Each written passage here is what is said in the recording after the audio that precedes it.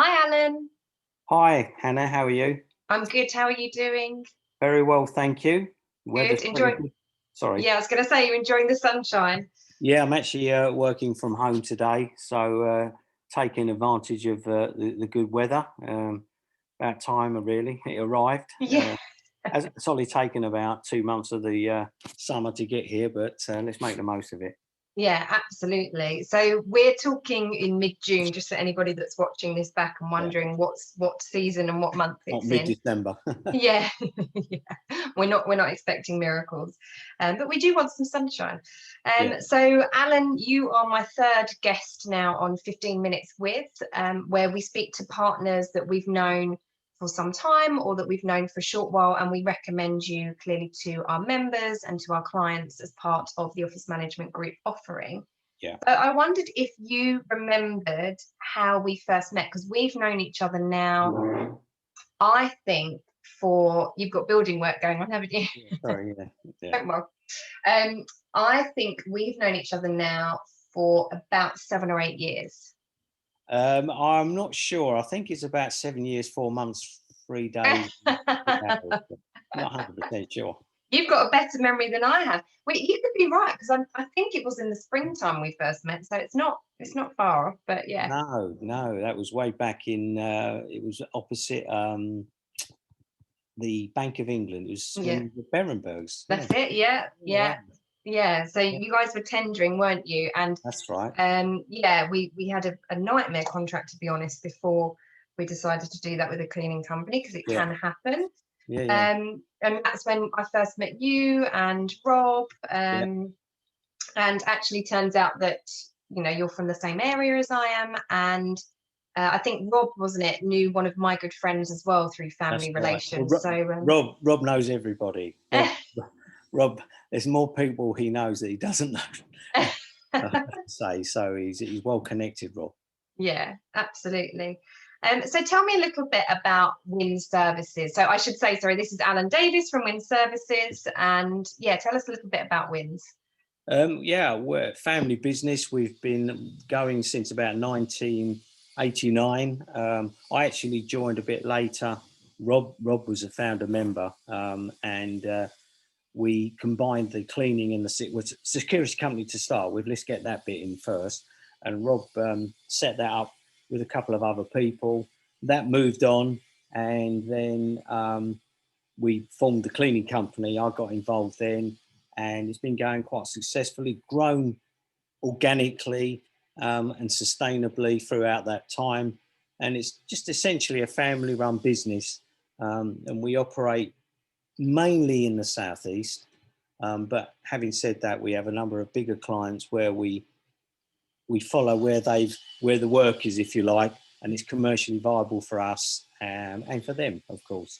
So, and here we are today in 2021 on a nice summer day, a year on in COVID, and I'm working from home, and I guess that's almost part of the norm now. So It is, yeah. When you said I'm working from home, I was tempted to say, aren't we all? yeah, yeah, And I didn't actually know that. So I thought you and Robert founded it together. So I didn't even know that's how it started. I knew it was yeah, the security side first as such, but yeah, that's so right. it's security, cleaning, and you also do FM, don't you? Which is one of the sort of more recent offerings. Yeah, what we're looking to do, and we're trying to offer this because we're conscious that in our marketplace, facility management, you know very well, and office management, which you know very well, there is um, with the bigger players anyway, particularly in London, are looking at TFM, total facility management, and in the market, there's very few that provide that, and the ones that do are national players, very good Like your companies. CBREs and CBR, J, yeah, about to yeah, yeah, mention them, yeah.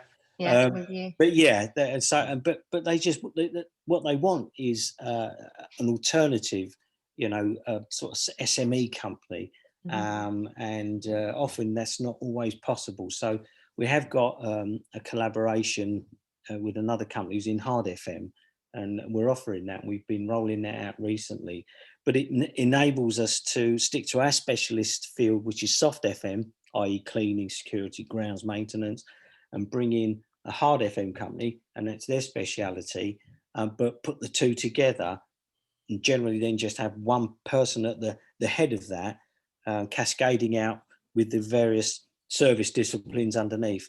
Yeah. And we've done that successfully recently.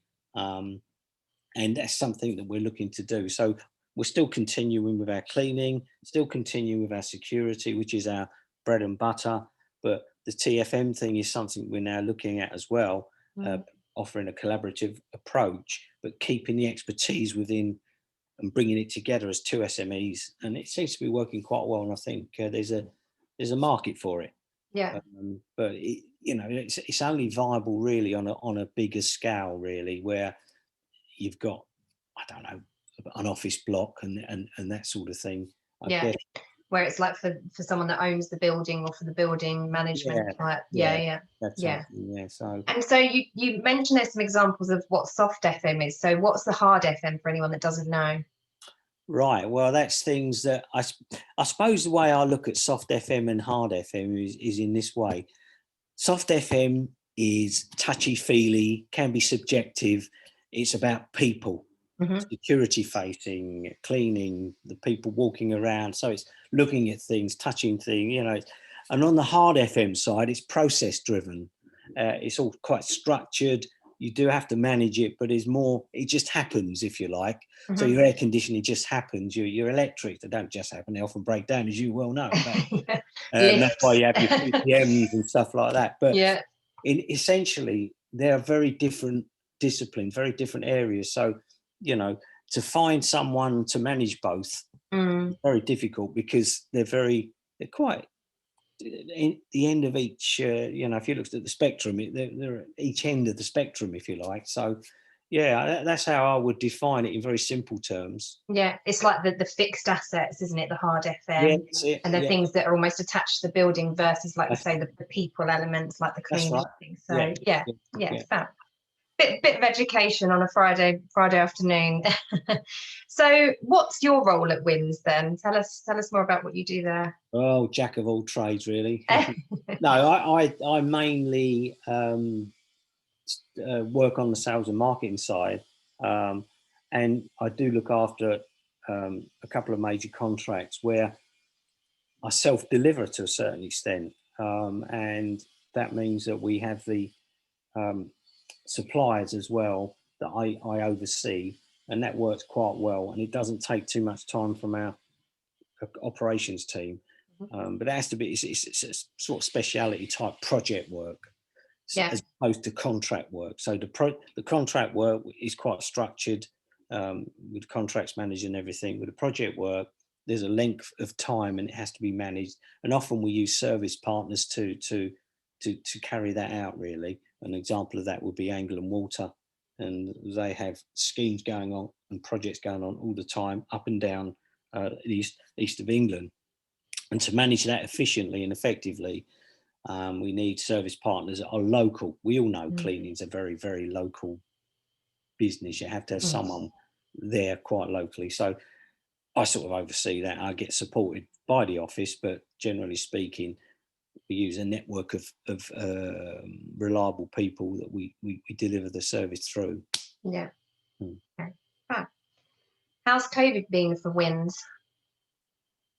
Yeah, they've done really well. We took them on about 3 months ago. They've passed their it's no. It's been a challenge. We early on, a lot of our office cleaning, March, April, fell off a cliff in the sense that everything shut down. So we adapted quite quickly. We had to, really, on that side of things, and we got into the electrostatic, which I've done chats on your portal before. So it's where you apply a virucidal cleaner to surfaces and touch points and so forth, and that served us quite well, and it still is serving us quite well in London, particularly in the finance markets and trading markets.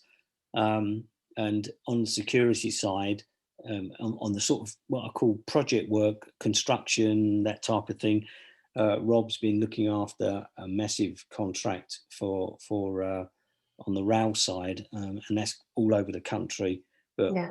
the biggest project, King's Cross, and that's coming to an end in July actually. But it's a project, so things move around, if you like. Yeah. But that was providing the whole, almost a TFM service really. We were providing cleaning, security, health screening, electrostatic, van drivers, you name it, we was doing it really. And it Yeah. just made their life so much easier because they had to deliver this very quickly. Mm. And Rob coordinated that along with Chris Stebbin, our operations director, and they've done a fantastic job on that.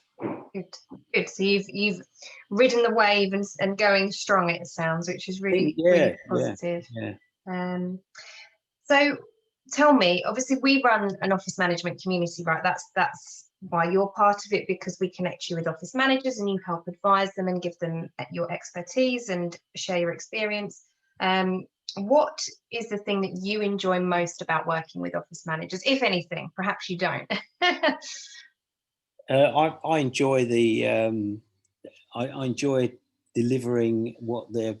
Everyone's got a hot potato, and that hot potato is essential, but not always integral to their job. They've got lots and lots of hats they have to wear, and I'm very conscious with office managers that they have to know enough about everything, but they're not experts in any of these things necessarily, but all the hats they have to wear. One of them being cleaning, security, and those sort of soft service elements. And I like working with office managers to enable them to deliver that to their clients, because you know, ultimately if they've got 50 staff, that's 50 clients, and all these clients have got different expectations, and it's trying to develop that working relationship, a mutually beneficial working relationship with not only the office manager, but also with their clients, you know, the staff. And when I go in and you know, you talk about everything but the job, you know that you're doing a good job, if you understand what I mean. You still do the KPIs and your audits and stuff like that, don't get me wrong. But it's just nice to get to know people as well, because life's about people. I've always said that life is, you know, companies don't exist. You can't touch them. You can't feel them. It's about people. And the people make the world go round, right? Not money. So no, that's right. Yeah. And that's why Alan and I, you know, align so much in, you know, you've been a long-standing partner of the portal, and I've recommended you to clients over the years. And, you know, what Alan said there about being jack of all, master of some, you know, you can't be an expert in every area, but also, you know, the empathy that you have for the role and the understanding of it, and the fact that you talk about it in the same way that I do, that to me, an office manager has multiple clients, staff, like you say. So, you know, so we're really on the same page there, which is why it works so well. So can you share, let's just go for one top tip on, or for office managers, for anybody who has to tender, let's go for a cleaning contract. What's your one bit of advice? Are we talking about for the office manager, what they for should the office manager? Yeah, what would you, you know, if they're tendering a cleaning contract for the first time, what would you recommend they do, or what's the top tip to ask a company like yours, or to find out before they make a decision? Identify what they actually want. And once they've identified what they want, offer it back to the potential supplier to say, this is what we're looking for. What do you recommend, and how would you deliver that, and how would you support it? I think really it's about understanding what you actually need, and then you can then at least give someone the information and say, this is what we need. This is you know, what we're experiencing. This is challenges we may have. This is what we want to improve. This is and then obviously the actual building itself, ensuring that they get to, and it's been difficult over the last year or so with COVID, not actually physically going to site and all that. But if you at least understand the what the company are looking for, and understand the company's philosophy and stuff like that, you can then look to see what your bespoke response and solution is. You may not be able to help someone. You can't help everybody, you know. Yeah. There's a not one shoe fits all, really. It's Mm-hmm. but I will look at that and I'll say yes, we can help you, or no, we can't. But Yeah. generally, we can. But it's just understanding what the requirement is. So understanding fundamentally, understanding what you're looking for, not just saying, well, got 2 hours a day cleaning. You've got the office, this, that, and the other. There you go. How much? Yeah. Because you know, you'll get a box standard response, and you may not understand the whole thing. And it's just it's got to be a reason. What is it you know? What is it you want? You know? Yeah. Yeah. Makes sense. So, okay, tell us then. So, as office managers, we're always on our side of the fence dealing with our suppliers like yourself and service providers. So, give us some inside scoop on your side of the fence and what it's like being a service provider. That's an interesting question. What's it like being in a cleaning company and the highs and the lows, maybe? I think on the highs, it's delivering what the client, delivering the client's expectations and more. I think, you know, it's very gratifying to be able to do that and develop a working relationship, a mutually beneficial working relationship, coming back to about people and everything. If that happens, then things fall into place anyway, because people make mistakes. People, you have to. It's with cleaning in particular. Clean as much as you have proactive measures in place, policies, audits, whatever. It's still a very reactive business, and we pride ourselves in how quick we resolve problems. You know, people don't get frustrated. So, oh, it was 2 weeks ago when I rang Joe Blogg's cleaning company. They still haven't sorted out this bin. They still haven't sorted out this. They still haven't sent someone down to do the floor, whatever it might be. We get on it straight away. And the other thing is, as you well know, with clients that we've dealt with yourself, myself, Rob, and Chris, the operations director, are accessible. You know, if there's a problem, people can escalate it. We're still active in our business. We're still passionate about what we do, and we still care about what we do. And the relationships to us, the people, are the key. Because if you take care of that, everything else takes care of itself, really. Yeah. I suppose on the lows,